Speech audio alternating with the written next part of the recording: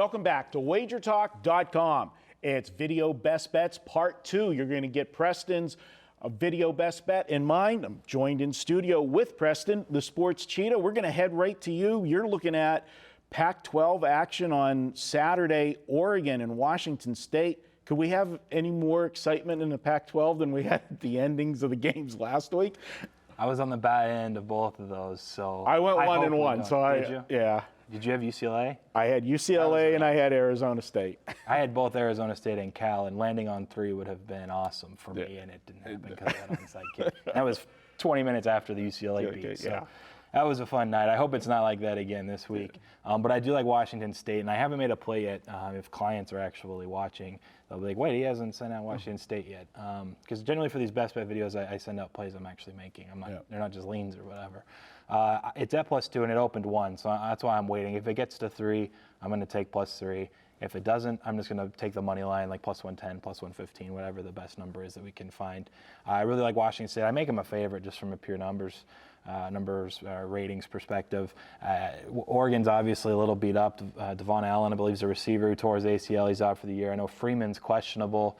He'll probably try to go, but he missed last week, Oregon's game, due to injury. So even if he goes, he's playing injured. And this is a spot, or a matchup, I should say. Washington State's played well in the past, and Mike Leach kind of has their number. Last year, they won outright.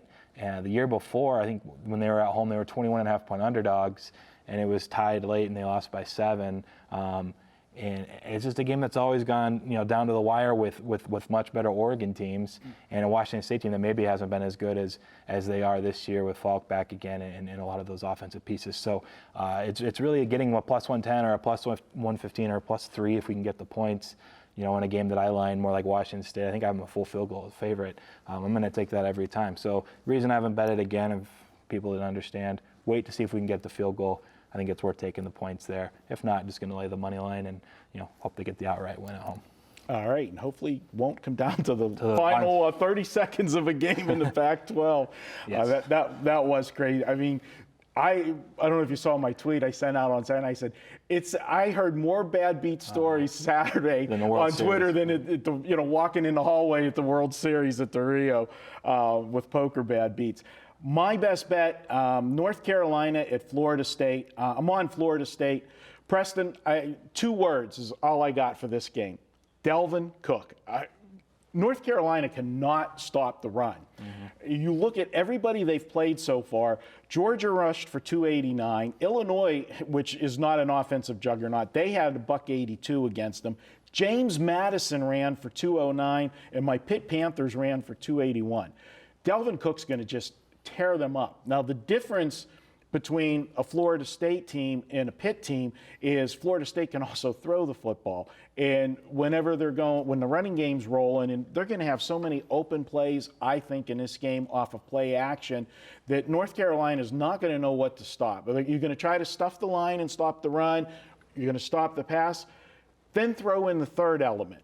If you're keying on stopping the run or trying to stop the pass, you've got to not lose containment on the quarterback because he can run the football just as well. I see a very long day for the North Carolina defense in this one. I agree with you 100%. I was on Pitt last week, +7.5, for the very reason with the run game. I even had money line, which was pretty unlucky beat as well. So I was on all of them last week. Just put that out there. But, I mean, it was like 3 4th-down conversions on the final drive and the fade at the buzzer on the touchdown. Yeah, which they almost didn't even get to play off because they ran the football with no timeouts. Everyone that didn't watch that game, go back and watch the play-by-play at least or something. Point being, though, UNC's coming off, I wanted to point out, a big win, home win, come from behind win against a good Pitt team, so it might be even a little bit of a letdown spot here for them. And I'm with you. I haven't made the bet yet because I saw it kind of trickling down from 12, 13.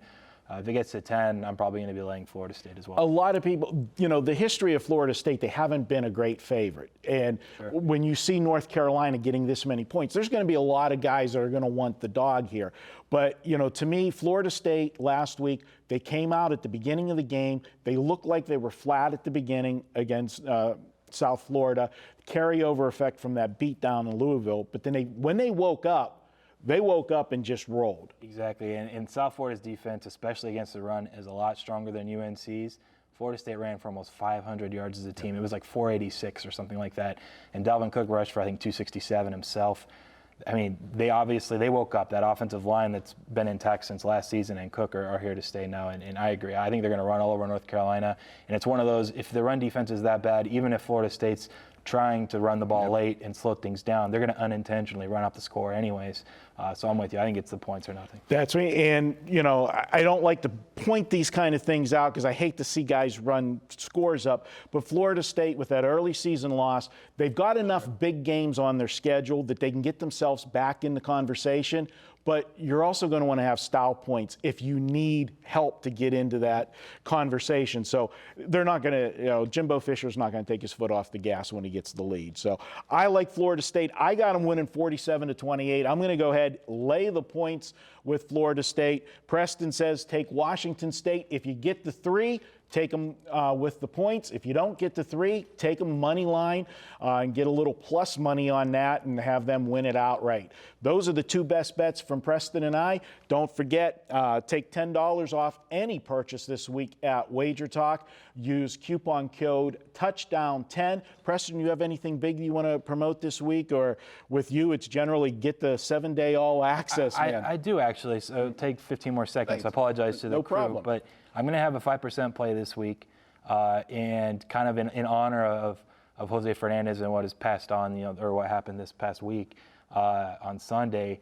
I'd already talked to you guys. I emailed you. I'm going to put, the piece that I would generally make from selling the play towards a donation to his favorite charity. It was Live Like Bella Childhood Cancer Foundation. And he did a lot of work with them while he was with Miami and the Marlins, helping people become aware there. And so I know you guys immediately responded and said, absolutely, and you're going to donate on top of that, even some as a company. So that play will go up later today. And as soon as it does, whether you normally buy plays or not, know that the proceeds are going to go to Jose Fernandez's favorite charity, the one he worked with. And, hopefully we can win money on the bet as well, because I really do like it. It's a 5% play. I don't have very many every year. But yeah, I did want to get that in before we close, so I appreciate great that. stuff. And great article you wrote, too, on it. And, as you saw, I tweeted it brought back, to my childhood when I was 11 years old. I can remember sitting in my living room with my dad New Year's Eve.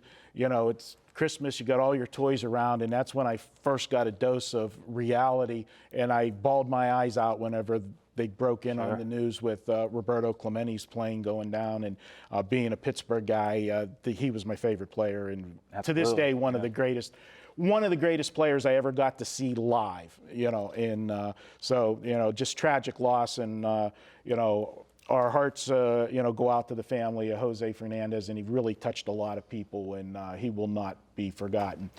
That's it for this week, guys. Good luck with everything, with your plays.